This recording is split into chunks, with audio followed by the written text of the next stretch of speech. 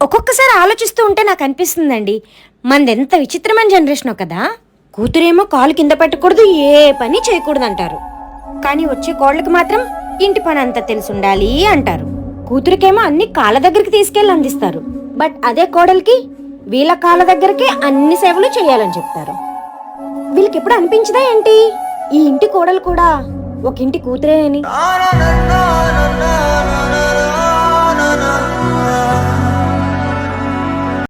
నీ టైం బాగుందని నువ్వు ఏం చెప్పినా అందరూ నమ్ముతున్నారని ఎవరి మీద పడితే వాళ్ళ మీద నీకు నచ్చినట్టుగా కథలు చెప్పకు.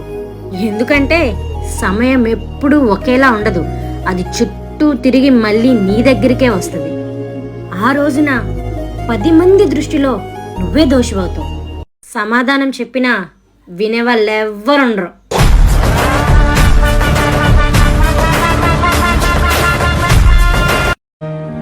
చిన్నప్పుడు ఎంత బాగుండేదో కదా.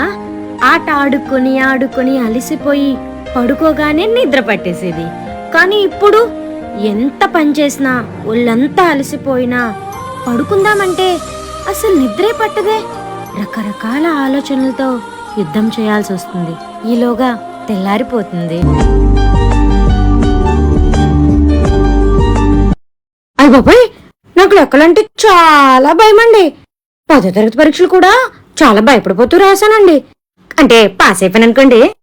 కాకపోతే ఈ మధ్యకాలంలో కొంతమంది నాకు లెక్కలు బాగా నేర్పించారండి.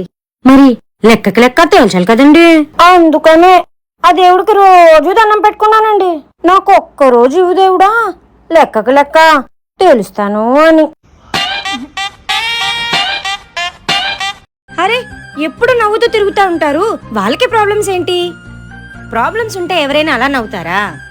ఇలా మనం చాలా మందిని చూసి అనుకుంటాం కదా. నిజానికి వాళ్ళకు కూడా ప్రాబ్లమ్స్ ఉంటాయండి. కానీ లోపల ఎంత బాధున్నా బయటికి నవ్వుతూ తిరగడం ఒక వరం. ఆ వరాన్ని దేవుడు అందరికీ ఇవ్వడు, కొంతమందికి మాత్రమే ఇస్తాడు.